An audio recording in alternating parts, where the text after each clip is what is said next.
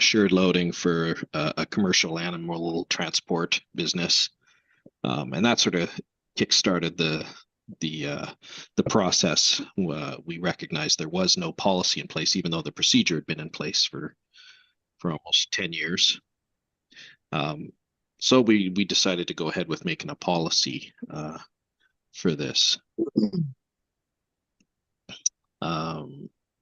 Little history. So that was Allison Morse and Colleen O'Neill who came up with the original procedure, which was really just based on BC Ferry's medical assured loading procedure. I think they used a fair amount of the same language. The reason we had our own procedure is because BC Ferries wasn't able to administer the process on the Snug Cove side. They were doing so in Horseshoe Bay, but they weren't able to here. So we took it upon ourselves and did the same sort of thing. And really, you at that time, you would have to get a doctor's letter and then submit that doctor's letter to BC Ferries, who would then give you a letter of their own entitling you to medical assured loading. And then BIM would take that same letter from BC Ferries. Oh, does somebody have a question? Oh, okay. I'm just needing for background noise. Oh, okay, thanks. Yeah, and then I've got a few stats just about general numbers, the usage of it over the years. We didn't have anything from before 2019. Everything got destroyed. But we do have from these last 4 years. So about 32 sets of cards were issued over those 4 years. So it's not overused program by any means, although from the amount of public interest it's had since we brought it out for consultation, that might change. And there have never been any complaints related to the use of medical assured loading, not to bylaw services in any case. Oh yeah, so I won't repeat what I said about BC Ferries, but that's where the idea came from. And this speaks to one sort of change that we've made, introducing coverage for certain medical health professionals to have access to medical assured loading. And it's very specific to those home care nurses who are VCH employees.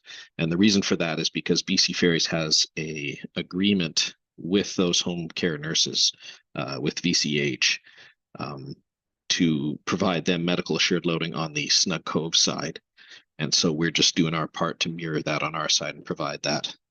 Not that it's ever been used, as far as I know, by any home care nurses, and I've never had any of them ask me about it or anything like that.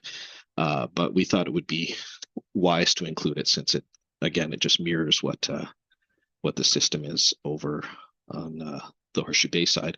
And as well, it includes Life Labs employees who already had their own spot outside Village Square, and they still have that spot. But this is just providing them an option in case, as has happened a few times, people have accidentally or on purpose taken that spot up when they needed it, and they weren't sure what to do. So this gives them the opportunity to use the space in front of the general store if they need to, if they've got some time-sensitive specimen deliveries or what have you. Yeah. Oh, here we go. What the policy is not. This is not meant to be an emergency procedure policy. And this is one of the main pieces of feedback I've been getting from the public, is that, well, what if you have a situation that's not serious enough for an ambulance, but you don't have time, or it's outside the hours where you could go and see a doctor, get a letter, go to the muni hall, all that. And of course, those situations happen all the time. This policy is not meant to cover those situations. This is meant to cover situations that are known in advance, where a doctor has authorized for a person to use that because the waiting in the line is going to compromise their health in some way. So it's not meant to be sort of a way to deal with unexpected emergencies. It's also not a way to provide assured loading to many different types of healthcare professionals. Like I said before, it's really to just for those ones that I defined previously. It also limits who can provide the medical assured loading letters to patients. it's always just been doctors, medical doctors only, who have been able to provide these letters. And we kind of want to keep it that way. This is, at the end of the day, this is trying to strike a balance between the available space we have for people who seek to use the program and the discretion of the doctors, who at the end of the day, they have the final say whether they feel like it's an important solution for their patient. It's not meant to address accessibility issues for people with special needs. It's not for veterinary care. That was another piece of feedback I got a few times from the public, who would really like to see animals covered under that, but currently they're not, and it's not my intention to add that in. And it's also, we made the decision not to address the idea of providing assured loading for commercial operations of any type at this time. Again, going to that issue of available space. We really have to keep this, restrictive. So we're at the point where it's almost the end of February, which is the end of the consultation period. I've already presented this to the Accessibility Advisory Committee and presenting it to you guys. The public have largely had a say. I've put this out as well to the local doctors at the health center on Bowen, as well as Docs on the Bay. I know they were involved initially in the original procedure. So I'm waiting to hear back from them. And then I'm intending to get another version of this policy in a report before council for, I think, the March 24th, is it, council meeting? I can't remember exactly which one it is. Anyway, that's sort of the meat and potatoes of it. So if you guys have any questions, secret file for accessibility, I can answer your questions now. Thanks, Doug, is it? Yeah. Thanks, Doug. I've got a quick question just on the storage of personally identifiable information or people's health records.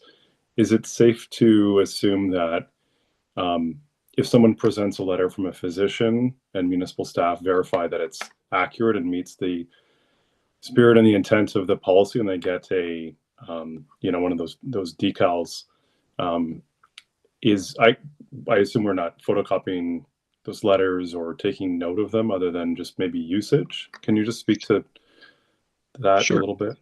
Yeah, no, you're exactly right. We don't want that information. There may have been times in the past where, staff were exposed to the information that was contained in a letter, but what we're going to be telling doctors, and this is reflected in the policy itself, is that information is not necessary at all to even to provide in the letter at all. Like, all we really need to know from them is this patient needs this accommodation on these dates, whether that's a single date or a bunch of dates or a range of time.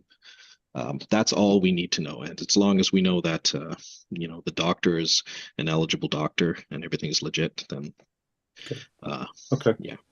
Thanks for that. And then just a follow-up question, related but distinct, is on signage. And it's been I've never used the designated parking in front of or outside of the general store. Do we have signage that suggests that that's reserved for people who, I know it's kind of universally accepted on the island that that's reserved for people who have I just think that can be tightened a bit. I agree with you 100% on that, and I intend to put new and better signage there, reflecting that, and I'm hoping to, I'm talking to Public Works about hopefully getting some text painted onto the actual crosshatched area, reflecting that. Yeah, I'm just to make it clear as day. Thinking out loud, but like a an H, a large H or something, right? Like a universal sign for health or for hospital, maybe blue hash marks instead, with like a nothing arduous, but I think there's room for improvement there. Yeah, agreed. I've got one question. Should we reach out to BC Ferries to make them aware of the policy, or has that been done? Yeah, I did not mention that. Yeah, I've been in contact with them a few times during this process, and they're well aware. And I did send them the draft as well for their input as a sort of a stakeholder in this. Okay, perfect. Yeah. Any other questions? Looks like Tim. Yeah, Yes. I'm just wondering, is this really meant to be used just for leaving Bowen and going to an appointment on the other side? Or is it also for the return trip? The return trip they can arrange with BC Ferries through the existing medical assured loading program on that side. Okay. And that runs the same way now. They did a change to it. It's a little more streamlined now. Since I think 2020, they changed the requirements so that you don't have to go through the rigmarole of submitting a letter to BC Ferries. You basically just roll up to the ticket window and you can hand them the letter, and you'll get assured loading as long as you're there. I think it's 30 minutes ahead of the sailing. Okay, well, as it happens, my wife was coming back today with a letter. She got to the ticket booth at 4 o'clock for the 4:35, handed her letter, and was told no, she had to make arrangements ahead of time. So, well, that is news to me, Tim. I will. I'll look into that. Yeah, that Okay. is not my understanding of how it should work. well, and we have had these reports of earlier on too that not all. It seemed like not all the terminal staff were up to speed. I think it's very likely. Yeah. Yeah, I'll talk to Tamara, the communications person, about that directly and see if she can give me some insight. Judy, I think you're next. Yeah, it's I remember starting this conversation as a result of a couple of things. So somebody was going into Vancouver on a regular basis for cancer treatments and had to wait for long periods of time, and they were able to get the doctor's letter and able to get the card for the windows, and got hassled a lot standing outside the general store. So there was putting that cone beside the telephone pole so that if people were there for medical reasons, they could put a sign out that was visible for people. The sign that's on the telephone pole is, amongst many, and is small print and is very difficult to, it doesn't really explain things. And a lot of the visitors don't understand that is a restricted parking area. They've never seen yellow cross hatches on a road before, and they don't really know what it means. It's not universal. And once somebody's parking there, then everybody thinks they can park there, and then Nancy has to go berserk in terms of running in and out of the store and everything. And she doesn't like that part of her job. So trying to figure it out so that it was easier for people on this side, but also adding, what do we do in those emergency situations? And, how do we want to have a policy? So, this whole thing in terms of, basically this keeps it the same. And, we've added in the medical practitioners and the making sure that some of the nurses get on and off a whole lot easier, which is an improvement. But we are still ignoring and avoiding the whole issue of emergency, both human, and that was the submission that we got in terms of the delegation at council about the animals when it was in the heat of the summer, when they couldn't get the dogs out of, or horses out of the trailers, and it was full on hot sun, and there wasn't a way of cooling them down. So they couldn't necessarily get into an area that had shade. And there's other problems on the BC Ferry side in terms of that's a whole other issue. But the whole idea, and there are many complaints about the medical assured loading on the BC Ferry side. So, Tim's expression today has happened many times where the people in the booth don't know the policy and the people at the counter don't know the policy, and there's no way of referring them to the policy. It's not readily available to anybody to hand it to them or turn to page 35 of your manual or whatever. So the idea of trying to help people and sort this out, the emergency situation, I think, is something that we have to figure out how we can deal with, and yes, within the confines of the limited space. And the problem that I hear all the time is, what about all the yahoos that are going to abuse it, and whether or not we can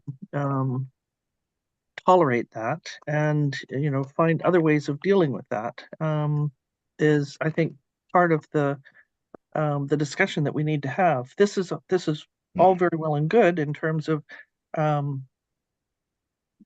putting a policy down for the medical assured loading practice, but I think that it's a bigger issue. So I'm not sure that how to and that was what I thought we were going to be trying to work through. So there are issues with respect to accessibility on this side and the other side, and there are issues with respect to emergencies, and there are issues with respect to animals. So how do we tackle those? Regarding emergencies, like my own personal experience with it has been, you just go get on the ferry first. Like, you don't need a policy if it's an emergency. My wife was in labor. We just went to the front of the line and somebody came up and knocked on the window and I said, she's in labor. And they said, okay, great, go first. So, Yeah, Okay. I'm sure that's pretty much how it's been running for decades on Bowen. But that said, I do agree that, and especially given the feedback I've had already, I think it would be useful to have something in the policy addressing that. I mean, it's such an ad hoc thing when it happens, and we're relying on the kindness of our neighbors in those circumstances most of the time. If someone is going to complain about somebody getting on the boat because their wife was in labor, Well, that would be I think something. that, Tyler, you've got the advantage of just, being that assertive. And I think that there are other people that aren't. And, defining an emergency is another whole mess. But, Yeah, because then you may be putting the ferry workers in a position that they're not, trained to determine, oh, is this an emergency or not? So of course they're just going to go, well, yes, come on the boat, right? I would I assume. suppose the definition in my case was I willing to call an ambulance? yeah. And I was, but the ferry was about to leave anyway. And so it seemed faster to drive onto the ferry than to trigger the ambulance. Oh yeah, certainly. So I don't know if that can be worded in there, but that sort of thing is part of the problem. Well, I'll certainly take a stab at it, and we'll see. We'll put it in front of council and see what they say. But it seems like a worthy subject to add in. The animal thing was really a non-starter right from the beginning. I think just purely for not just the practical reasons of space, but it would have possibly created a kind of a bureaucratic nightmare, because we would have had to have eligibility and criteria created for all different sort of forms of commercial operations. I think that would be a subject for a different policy. I'd like to keep this oriented towards medical assured loading only for now. I can add a follow-up to the dog ranch conversation, where they requested assured loading, and I have finally passed that along to BC Ferries for their own consideration of whether or not their livestock policy would apply.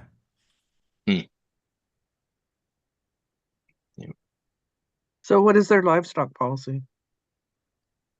If you're transporting commercial quantities of animals, let's say chickens, for example, they would give you a spot where you could show up 45 minutes early to a specific sailing, and be guaranteed travel. So this wouldn't be any sort of regular or ad hoc sort of freedom to travel with priority. It was a plan ahead, and you could say take a non-peak sailing, and we'd make sure you get on because those animals can't sit there for longer than that.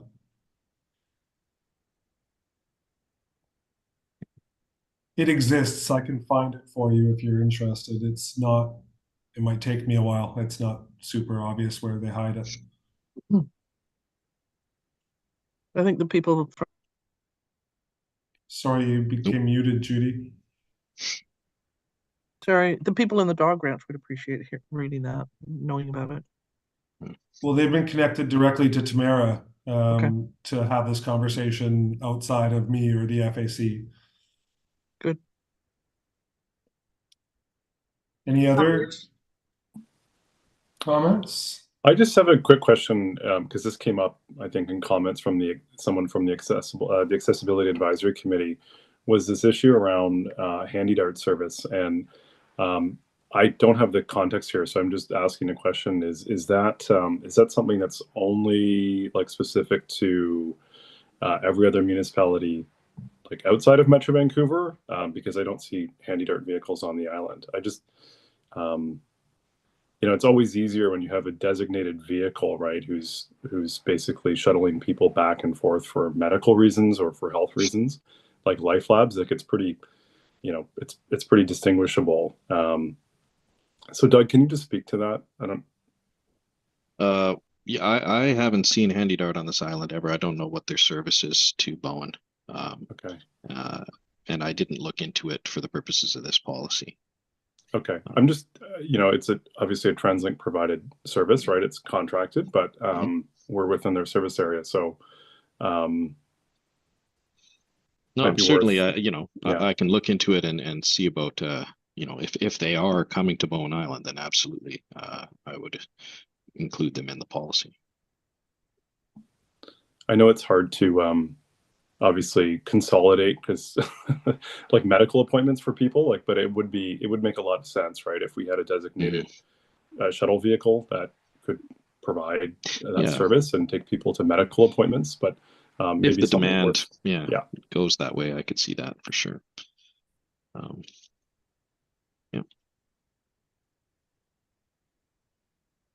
I have captured some concepts for a scratch pad recommendation. Are we there yet?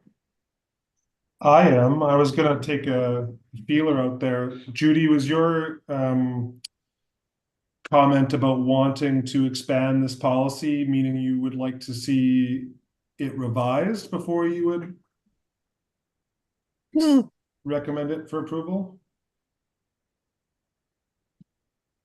Well, what would that look like in terms of time? I mean, we spent a lot of time on this already. It's been, if it was the spring of 23, then we've spent a year on it. I'm happy with it as it's very close to BC Ferries and it provides a policy. I'd be in favor to vote in support. But I wanted to get a feel for the room here. All right. I don't have a suggestion ready.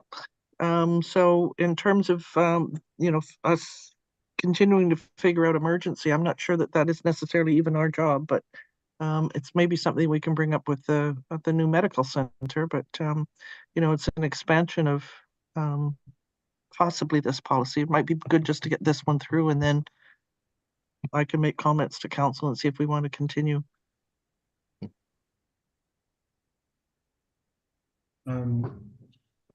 Okay, well, if there's no more questions for Doug, I think we can all give our thanks for the presentation and then decide on a recommendation, Steph. Would that be the right order of things?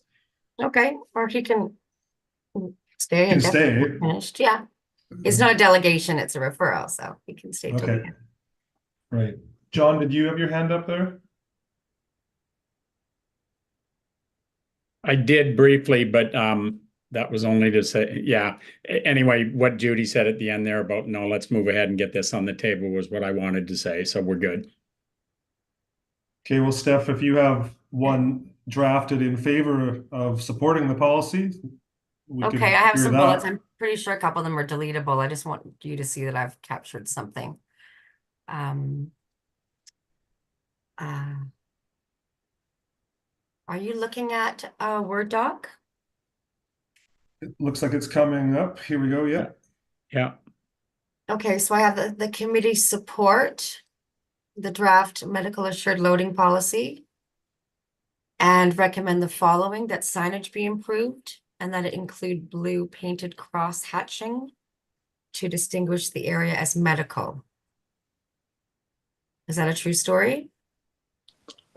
I don't know if it needs to be that specific, but something about maybe just generally improved signage. I wouldn't mind if it was that specific, because right now all the crosshatch looks all the crosshatch kind of thing. And it's, if people are, I don't know, I just think it'll stand out as, like, if I drive by there and I see somebody in the crosshatch, I'm like, what are they doing there? But if they're in the blue area, it's like, okay, now I don't need to go be confrontational. Yes, blue would match the Life Labs excluded Okay. zone. Okay. So I feel like we're okay with that bullet. Betty, you're quiet. No, I'm good with that. Okay. I'm good with This it. second bullet, I just wanted to honor and validate that Matthew had brought up BIM staff and storage of personal information, although I do feel that Doug spoke to it. We don't keep it, but if it's to be, how do people feel about reiterating that? Well, I think in the MAL policy, in one of the documents supporting this draft policy, it says what information the doctor should provide on the letter, and it's fairly clear that I thought that the information should not be there. Okay. But Matt, would you like this to go through? I'm not against it. I'm not wed to it. I wonder if, if I'm an applicant, right? I'm trying to put myself in their shoes.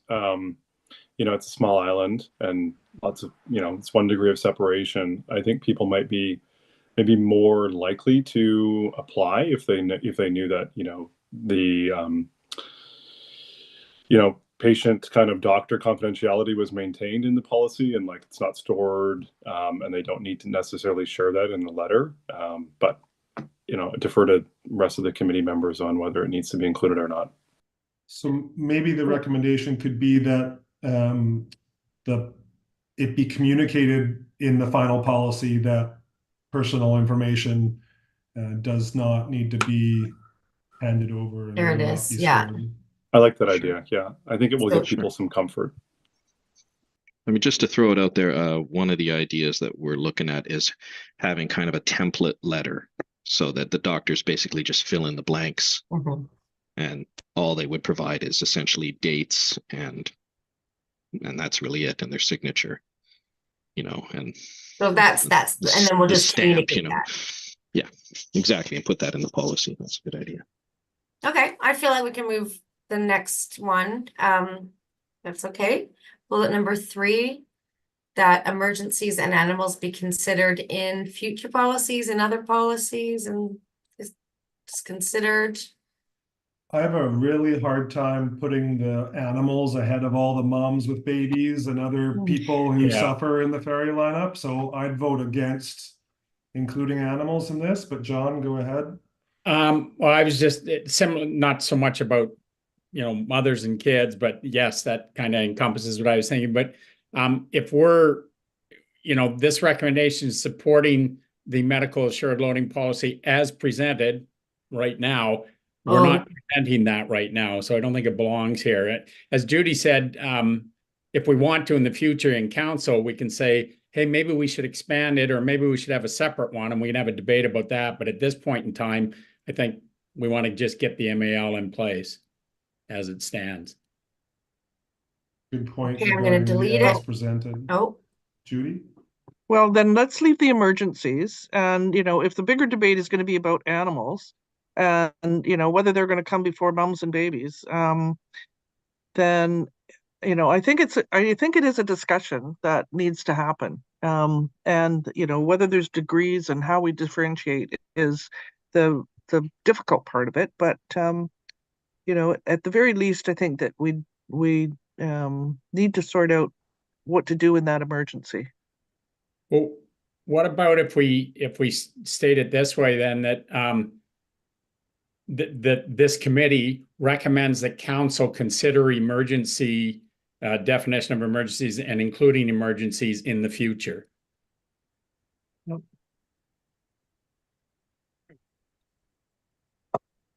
And how to communicate, you know, if what we're going to say to people is the kind of thing that you know, Tyler spoke to, then you know, is that going to work? Is that good enough? Steph, I like that verbiage Okay. there myself. Yeah, you have the committee up here and then you have recommend up here, so.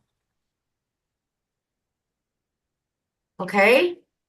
Anybody object to that?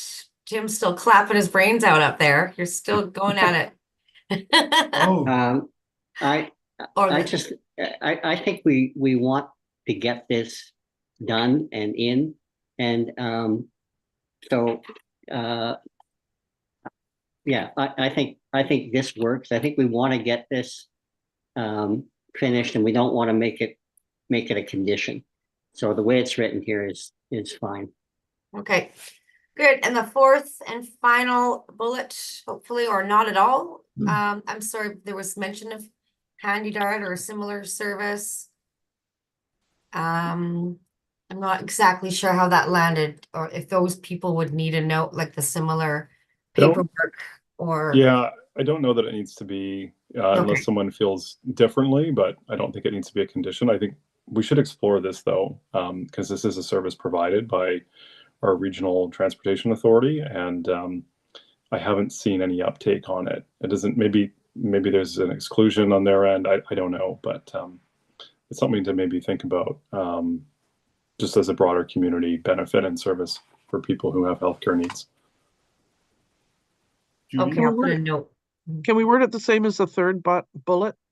Makes I sense. mean, that bar is in the way, but I think, you know, included in future considerations or something. Okay. Considered for inclusion. Okay. Okay. Included. Maybe I'm taking like a simplistic approach to emergencies, but I would hope that people would call 911 if they had an emergency. Maybe it goes without saying, but Well, people are going to define emergency in their own best interest, is my experience. I would hesitate. Unless we define it for them at some point in the future. Yeah, what's an emergency to you may not be an emergency to me, is what I'm saying. Yeah, and I think we might get into a bit of a gray area, possibly even liability if we try and define it too much. Would be my caution. So I think, it is. What constitutes an emergency is very subjective, and I don't think we're going to get around that. I think you just made a great point, though, that we actually do have a defined mechanism for getting off the island in an emergency, and that is to call 911 and use the dedicated vessel that sits at the dock to take you to the other side. Anything outside of that is kind of unnecessary. On an emergency, yeah. I agree with that, and there's sometimes you call your doctor's office and there's a pre-recorded message. It's like, if this is an emergency, like hang up and call 911, right? It could just be a simple disclaimer in the policy that says, for emergencies, right? Call 911. Steph, if we can leave it, and maybe that's the discussion we're going to have, and that's what we want to include in the. I don't know if we want to have that discussion now. Sounds good, but are we there in terms of wanting to have that discussion, or is this something for later? We've got. I don't think so. I think this motion's with that not scratched out. I think this is fine. Yeah, I'm happy with this. I agree. Well, Ooh. would somebody like to add anything at the end for a final whammy? or Counselor? I'll move that motion I'll if you want second. that as a recommendation. I'm gonna get Betty seconding it. Okay. Sorry, Tyler. I can't figure out how to get all the faces showing on my new updated Zoom. Oh, never mind. I just did. Oh, here, I can unshare. That'll help you. No, I'm good. Okay. Now we need an all in final discussion.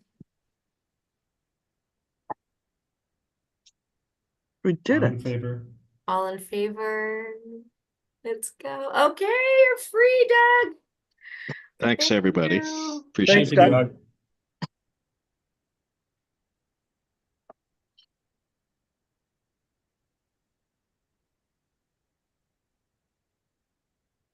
Okay. Item, item 5 was business arising from the minutes.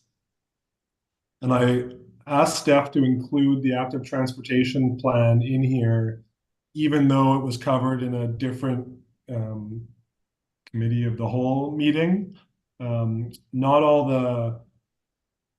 Not everyone here was present at that meeting. We haven't spoke about it. And I also wasn't super satisfied with how a committee of the whole meeting conversation went. Like there was no focused transportation committee discussion as part of that larger group. So I wanted to have a minute here where this group could talk about it if they had any comments. But I also wanted a place to note that the priorities listed in the draft plan were not something that came from BIMTAC or necessarily aligned with some of the conversations we've had over the years. And the revised version, when that comes out, may or may not have those priorities or insinuated priorities altered or removed. But anyway, I'll open it up for discussion, but those were my thoughts on the conversation we already had. Steph? Just to jump in, I did give Drew a heads up that this would be more in depth today, and he is prepared to present some bullets if people feel they need that. Yeah, I was mainly visually. I think Steph had just shared around the presentation itself, and it's mainly just gonna kind of flip through that and give a brief preamble. And Tyler even kind of covered my preamble there. But yeah, I'm not sure if anyone who wasn't there managed to see the It would just be the Matthew, slides I with. guess. Matthew's the only one who wasn't there at this point. Okay, so I guess everyone saw the slides, but yeah, so. I think it's a good idea if you want Tyler covered some of my preamble there, but I guess I was otherwise just going to update that. Yeah, the Accessibility Advisory Commission discussed, had some further discussion on the active transportation plan as well. So yeah, so I'm just here to, as Tyler said, get further comments from the Transportation Advisory Commission itself.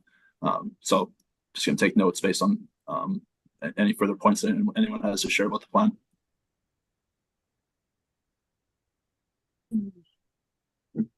Betty? I sent a written sort of response back. I heard around the table that day of the cow, this is aspirational and it's not really specific. And I get that, but I also worry about formalizing plans that we haven't really put a lot of effort into. And in that case, it was a consultant without maybe the local context that I would have hoped for. And I felt in a lot of places it was out of alignment with the overarching transportation plan. And I was very interested in the conversation that came from the Accessibility Committee, because a lot of the things that they identified in terms of accessibility, I agreed with coming at it from a planning point of view, that if I'd have been the person, planning them up or planning the priorities of it, I would have come up with the same kind of ideas or suggestions that the Accessibility Committee did. So I'm sort of fine with it if it's a placeholder because we're writing grants, but I'm not fine with it if it's a document that we're actually going to move forward in and use as the guidelines for how we unroll our active transportation plan. Tim? You're Oh, Tim, muted. you're muted. Rookie move.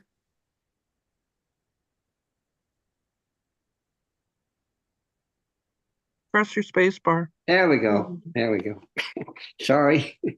I think Betty did an excellent job with those notes, and I agree with pretty much everything that's in there.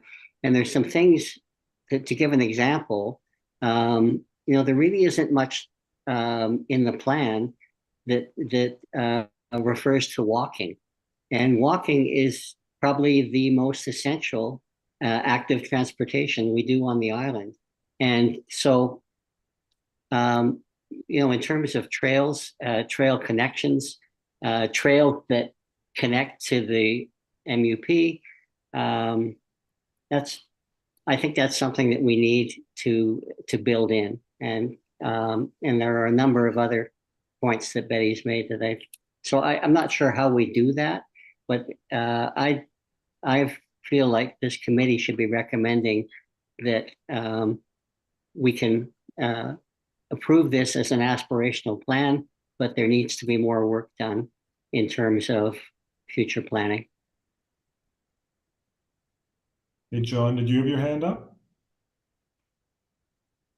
Yeah, I'm just like I think in the previous discussion in the COW, I've got some issues with this plan as well, and I pointed them out at that time, and I agree with a lot of Betty's comments. I just from what Tim just said though, I'm not sure what it means to say we kind of approve this as an aspirational plan. I don't know if those are your exact words that you just used, but like, I don't know what that means. Like, I don't want to approve it right now the way it is. But I don't know what it means to say, let's approve this as aspirational and then move forward, or not clear to me if that has any value to us or not. Maybe it does. I'm not seeing it. Okay, I'll put my own comment in before Judy there, that the multi-use path is actually a multi-use path and not a bicycling path, as the plan kind of alludes to. So I think some of the wording in the document as presented made it seem like there was no consideration for walking, but in the last however many years I've been part of this committee, the multi-use path is a multi-use path and is just as much a walking path as a bike lane.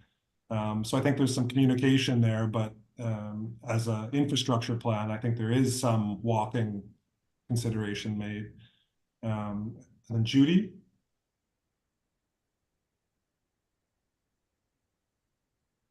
I'm thinking that if step one was to have an updated active transportation plan so that we could apply for funding for parts of the multi-use path that we might be able to A, afford, and B, want to get in terms of at least the, probably what's high contact from all the tourists that come over. We've gotten as far as Artisan Square, and it looks like we might be trying to get as far as Grafton. And for $19 million, even if half of it is funded by grants, I think it's, if that's aspirational, if that's, how in the world are we ever going to raise that kind of money for this? But if we need to have this in place in order to get any kind of funding, and what that funding might be is a future question. But then, I think at some level we have to approve it. But that said, there's many, many, many questions on many levels of all of this. And if we want to spend, the time and the effort to modify the plan and come to an agreement on all of those things, the lighting and the signage and I don't know, all the, the connecting, the stuff that isn't included in terms of Miller's Road and different points that have been raised. I appreciated Betty's letter as well, but and I haven't spent enough time going through and focusing on the overall transportation plan. But in terms of active transportation, if that's just walking and biking and not transit, then I'm not fully in support of this report. And I'm not sure if we've got the time and the energy to start working on modifying it. Betty, and then myself after. Tyler, I always agree with you, but I feel like just like you would say to me that the multi-use trail path is not for serious commuter bikes like yours, I would say it's also not for serious walkers like me.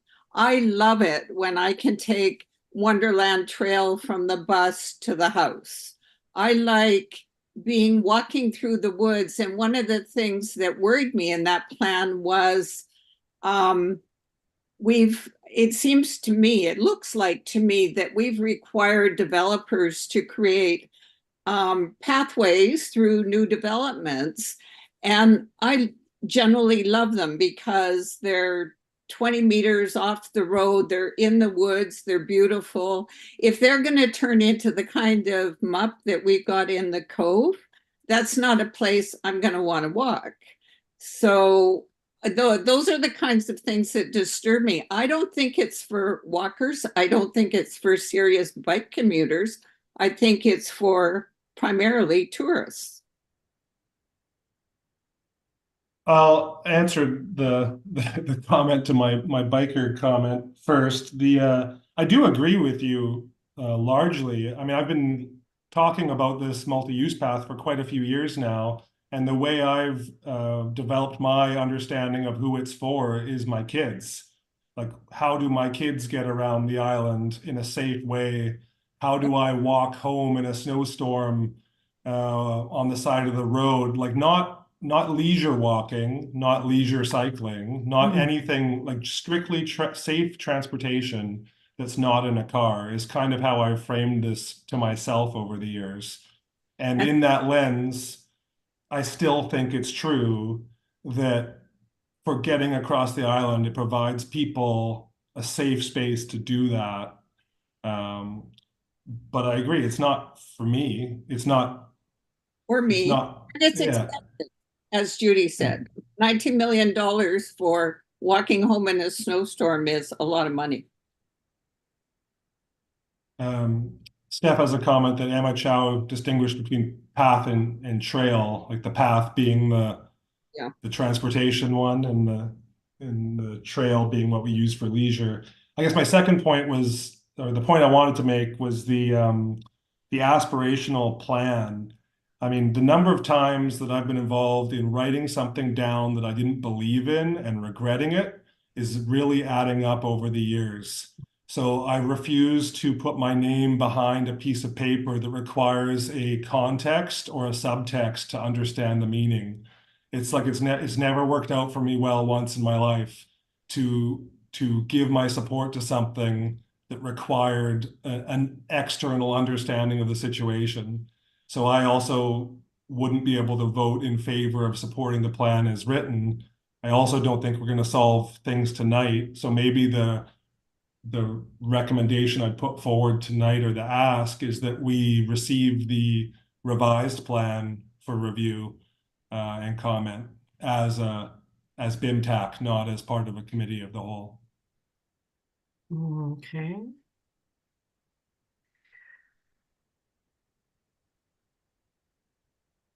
So like request that council directs staff to bring the active transportation back to the Transportation Advisory Committee? whatever language makes sense, suggests that council consider referring the revised active transportation plan to committees for individual review.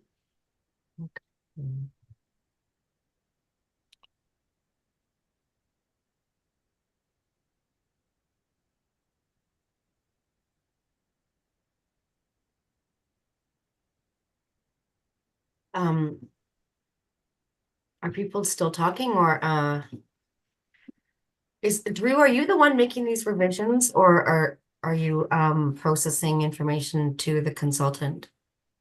Yeah, so I'm basically taking everyone's comments and notes, identifying main points, be going over those with Patrick, but then sending it to the ISL engineering.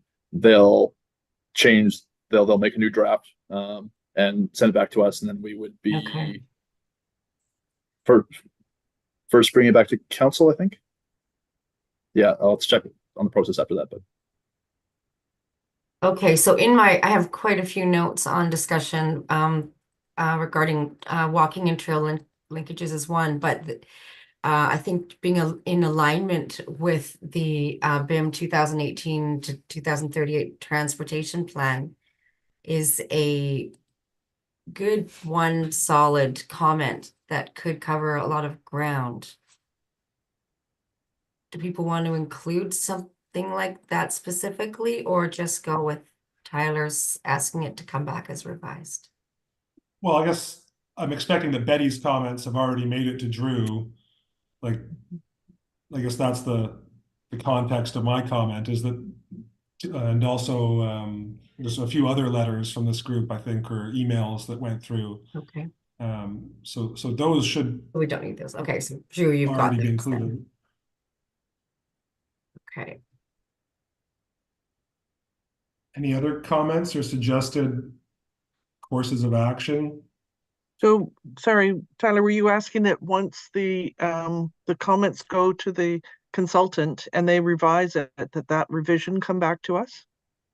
That's my suggestion, because a lot of the conversation of the committee of the whole was about removing this priority table and what was the other major thing? Removal of the priority table and the inferred sort of schedule and plan of action from the list. Like an aspirational plan is one thing if it just says these would be great things to have. It's another thing when it says over the next 10 years we're going to do A, B, and C, and they're going to cost this much. So if we're not supporting the plan, or potentially not supporting the plan, then do we not want to tell council that? Well, we don't. It's back for revisions? We weren't asked to review the first one as this committee. It was discussed as a group and comments were already sent back. So it's already not been supported. Am I right? The first revision? Well, Drew, you were taking comments, but I don't think as a group you've expressed support or not support because it wasn't referred to as a group. Sorry, I mean, the committee of the whole has already provided some feedback on revision 1. Right. And so my thinking is that we've missed the boat on revision 1, and there's no point going back to it in detail. And all these comments have already been passed along. Okay. Does that ring So true for maybe- you, Drew? sorry, I haven't actually sent any of these comments yet to ISL engineering, and just got further comments from the accessibility advisory committee last week. So the boat hasn't been missed. Like, if you guys want to provide further comment, I'd be summarizing that with everybody else's discussions and sending that in. John? Thanks. Yeah, Drew, I was just going to ask, have they actually been forwarded yet? So the answer is no. So I think that's a good thing. Is it possible for us to get a summary of the comments and comment on, or, like add ours if there are more, kind of thing? Yeah, certainly. Yeah. I don't know procedurally we can do that. I mean, I think I'd like to, but I think it's fine. Drew's been collecting comments. Yeah. It would be good to yeah, it gets kind of tough with a lot of stop and starts, but it is still good because again, get a lot of discussion for a lot of different groups and people pushing in different directions, and it's good that everyone sees what we're sending before that goes ahead. Yeah. Right. Thanks. Well, what if we receive a copy of the comments so far and respond if we have suggestions as emails rather than wait for another committee meeting? So individually, we would have a chance to see the whole list and send an email with another point if you have one to make. Steph, you're giving me wide eyes. Is that a bad No, idea? I'm not. I'm looking at Drew. I'm I'd fine like with that if we but can. it sounds like it's staff, sounds a little close to staff direction. So does that fit in with your with your workflow is usually how we decide if it's committees directing staff or not. If you're already in the workflow and that's not going to be disruptive, or we're going to have to, Good point. does that work? That sounds Drew? good. This works. Yeah. That's a litmus test. So you are fine with, you're going to provide this group with the notes that you have, and they are going to send you comments on the notes that you have. Right. Sounds good. Is that Thanks correct? for pointing that out, staff, because that would have slipped by me, just like, are we directing staff here? So thanks. You're welcome. Are we still going to be asking council to have it sent back officially? No? I'm fine to retract that suggestion. I think this works to give. Okay. Okay, so I'm not going to put it into a recommendation to vote on them because that's staff direction. So we're just having an informal action that Drew is telling the truth. Would you like also, Drew, when you provide the comments, did you want to provide costs? Do you have access to cost information? Financial information?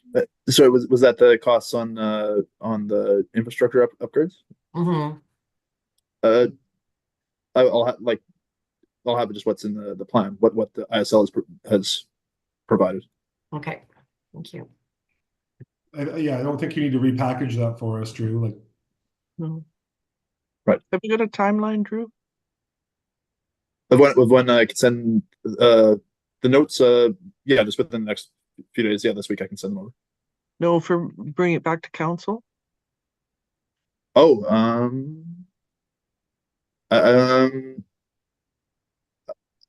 pretty much put on the upcoming whatever's the next cutoff. I should be able to make it in by, because I don't think there were any further groups that wanted to add in comments. So Okay, I'm just pulling up the calendar. What's our next? Is it March 11th or 12th? So it'll be the one after that. The 11th, Right. and then the, So we've got almost a month. well, if you want to get to council by the 25th, then the committee's comments need to be to you and processed by the 11th. Yeah, okay, so I'm seeing that you're sending BIMTAC the notes you've collected next week, March 3rd-ish, March 4th-ish. And BIMTAC will provide comments by the 8th. You guys get a shorter time. Does that work? Is that giving Drew enough time to pass them along to ISL and get that input into the revised plan? Is that what we're going to bring to council, or? Probably not. yeah, that would be without getting that would be just going back with the total discussion so far. I guess that would, yeah, they wouldn't have time to make the changes by then. Okay. Do you have to go on can you go on April 8th or after, Drew, or? Sure. So maybe it's not really tight. Yeah, maybe that's better. Okay.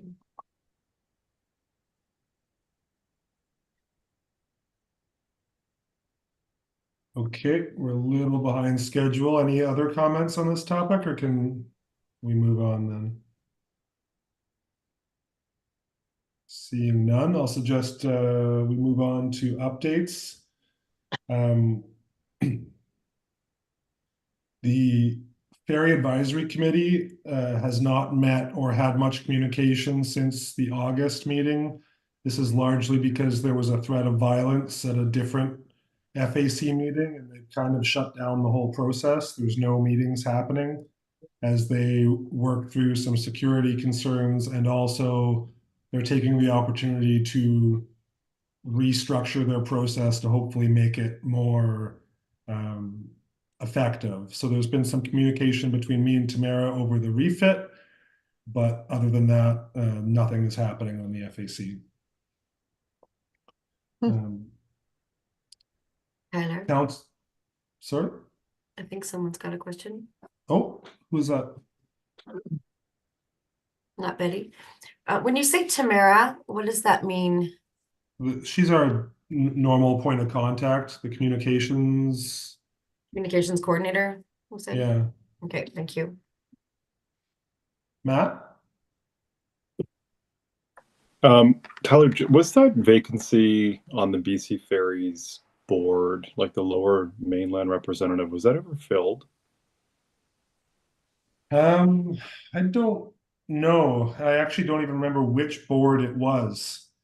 Because there's multiple boards in charge of BC Ferry structure. Yeah, there's the authority board and then the operational board. I think the representation from like geographic communities is the generic board. I'm just thinking, like, just food for thought for the Fair Advisory Committee for consideration. If that vacancy has been filled, it might be worth writing like a letter to that individual and congratulating them. They could be an advocate for us. Who knows? I can I think it's look been into filled. that. I think it was filled. There's a whole nother further discussion that can happen if you guys are interested in a different meeting about what the FAC is actually being asked to do by BC Ferries, because it's a group that serves BC Ferries without really terms of reference. They're supposed to be updating that. And what they're actually asking BC Ferry or the FAC to do, I don't think matches people's expectations of what the FAC should be doing. So they've been defining that role as not being involved in any real decision-making process. And when the FAC receives information, even regarding, say, a press release, it's about 90 minutes before it goes public. So there's no advance warning. Really, the only thing that the FAC is there for is when they want to have a generic conversation with members from the community. They have a few people that they can gather and discuss something like the ferry refit. And I mean, we did have action items out of our last meeting about speaking with Bowen Island Land and Sea about seeing whether they would provide the taxi service, and I did follow through with those as part of the FAC. But yeah, the basic request for what they come to the FAC with is not of much substance, and I don't see a lot of value in the current structure. Betty? Well, that was kind of what I was thinking about. I would very much like to hear sort of what you think it is effective for, and if it's good use of your time. And I think I have a question around people.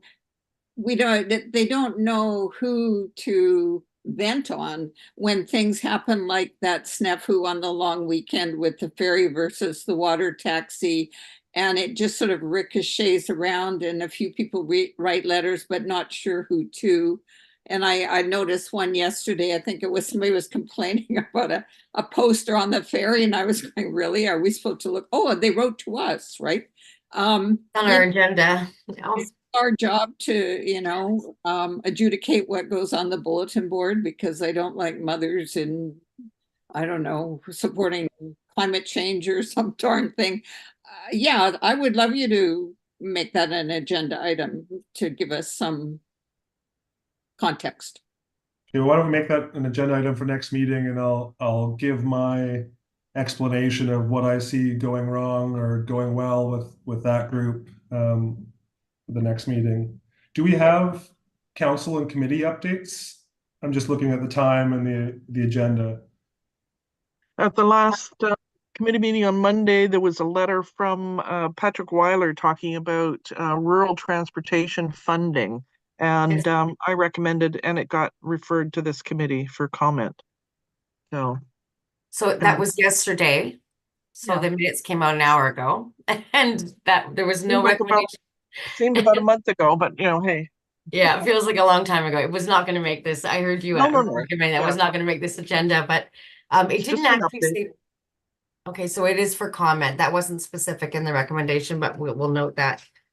Okay, thank you. There are items in the info items section of the agenda that sometimes counselors can speak to. I think there's something about terminal upgrades that may be moot, but also draft encroachment policy. Does the council want to speak to that?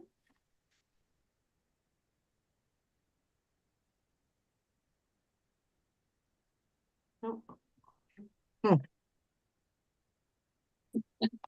Okay, Okay, well, I'll go to, I think our letter regarding the bulletin board would be in new business stuff. sure, yeah.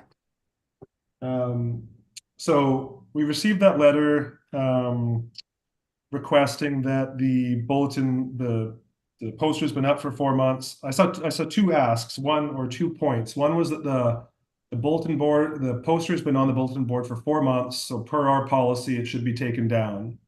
So that's one. The other one was that it was offensive and scary. And I didn't personally see the second point as being worthy of censoring. So to the first point, the way I've been running the bulletin board for the last however many months I've been doing it is keeping track of when items go up and removing items based on whether they have a obvious expiry date. So if they're an advertisement with a date on it and that date has passed, I take them down. And only if I need to make space do I take down posters that have been up for many months that don't have an expiry date on them.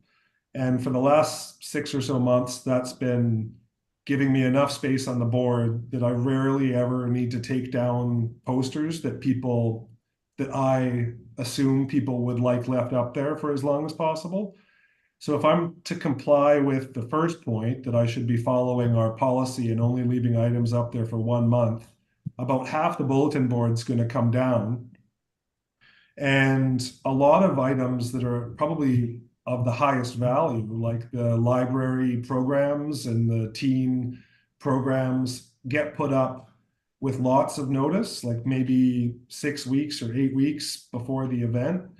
And so I'd hate to start strictly adhering to this policy and pulling those down after 4 weeks, especially since I try for once a week, but if I'm out of town and I miss one, that'll mean it's 2 weeks before I can put posters up on that board sometimes. So I'd hate to make it harder for people to get their message across. So I wanted to gauge the group on whether I should be strictly following our procedure and only letting items be on the board for 1 month, if we should revise that to be up for 1 month and removed as needed.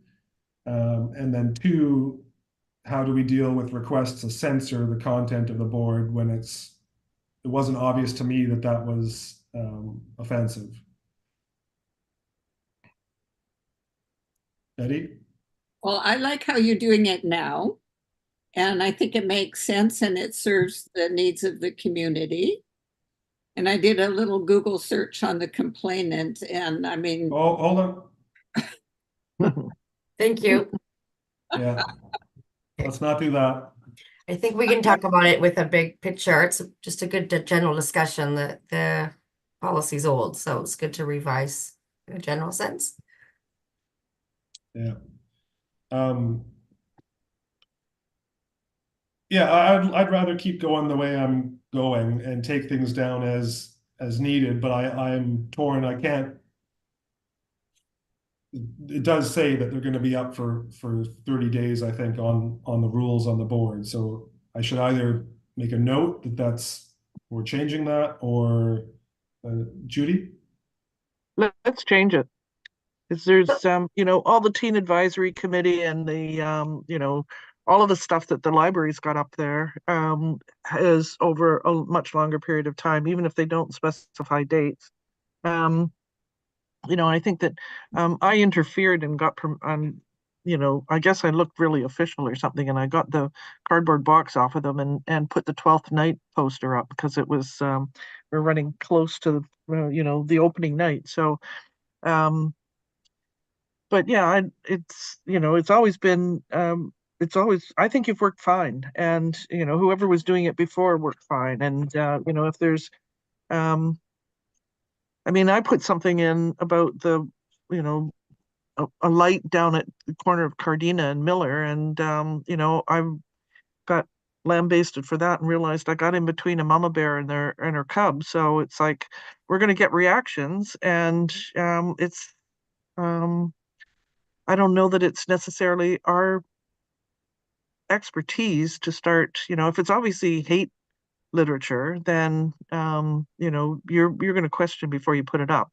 But if it's not obvious, then you know, we can think about comments and complaints that we get and decide if you think you need to come to this committee or come to council in terms of getting an opinion and getting some support. That's fine too. But I have no difficulty with, and I apologize if that was a problem in terms of interfering, but I don't have any problem with what you've been doing. So No, also the ferry staff sometimes volunteer to put stuff up too. So yeah, it's not a exclusive club here. it's Okay, not well, in it's not in your job resume. that's one of my many All the under jobs. extra skills. Yeah. Okay, well, I'm going to put like a sticky note on the rules or something and just keep going the way Where I'm is the going. policy stored, Tyler? It's written right across the top of the board, and it's got Oh. BIMTAC's name on it. Okay, so it's not on our transportation page, which is where I'm I don't looking. think I'm so. also looking in our folders. Is it what Ely developed? Okay, I'll take it as an action item to just make a small change to that, and it might be fairly informal as a sticky note for a while, but The sticky. okay. Okay. And then we have elections. Elections. Does anybody else want to be chair? You do a great job. Acclamation. I'm struggling to find any energy to do this. It's been about 6 months where writing an email has been almost impossible for anything other than work. I'm fine to carry on if that's what we want. And maybe my availability will open up in the next few months, and I'll get back to being able to clear out some of these action items like the letters to BC Ferries and whatnot. But I don't feel like I've had the time to give this committee for maybe the last 4 months. So if somebody else wanted to try it out and take the chair, I'd happily remain but step down. But if there's no other volunteers, I'll carry on, I guess. I'm not sure if council members can do it, but I do a much worse job. So We are trying to stay away from council members chairing committees. There's a history to that. So that puts a lot of pressure on Matthew and Betty at the moment. I think Tyler will stay on, but I just don't want to lose him altogether. We burn him out, we could lose him altogether, and we want to keep him. So, Well, Have any availability, Matt? I don't. Sadly, no. I could love to take it on, but at this point in time, I have multiple commitment conflicts. Career, personal, home renovation, it's all happening. Betty, Travel. do you have availability? I just put my application in to help with the OCP, which makes me a little uncomfortable because I have 2 other committees beside this one, so that makes like 4. okay. Tyler, can we stay with this the status quo for a little bit. See how you do. Yeah, we Try to can take some stay, burden. see how it goes. And then, but speak up before, like, we don't want to lose you altogether. So just give us one more chance to be nice before you completely burn out. Yeah, like it's not particularly taxing. It's just I've been 100% or over 100% for many months, and I keep thinking it's going to get better, and it's not. But it might turn around. So we can continue. You have to vote for me though. Somebody better hurry up and vote before. Okay, can I formally nominate Tyler then as chair and Betty as vice chair? If that's Second, I'm open to revisiting this maybe in 6 months, but at this point in time, I just I can't take that on. Okay. I don't. Steph, is there like a requirement for us to do elections is it annually or It's annually. at least could we do them more frequent? Like, Oh, can we you can do whatever you change it? want. Yeah. Okay. So Don't we I have more members? Pardon? Well, we do, yeah, so we did have a resignation from Becca. And who did we just? Well, there's Ian Ian is Thompson. away. Pardon? Ian, I thought. And who's the And Ian is out of town and Brent is out of town. So we're not doing too badly. Got a spot. Yeah, 2 people out of town. Feel like it's a winter exodus for those two.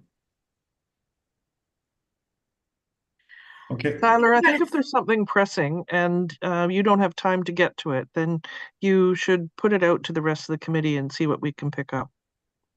I mean the actual chairing and running the meeting and like reviewing minutes and talking, like that's all quite easy to fit in. Yeah. It's just going, like, providing any extra to the Yeah. committee, like writing letters and things that require actual focus time to accomplish, I haven't been able to do. So there's multiple letters that we were trying to get through either me or the mayor out in support of our advocacy.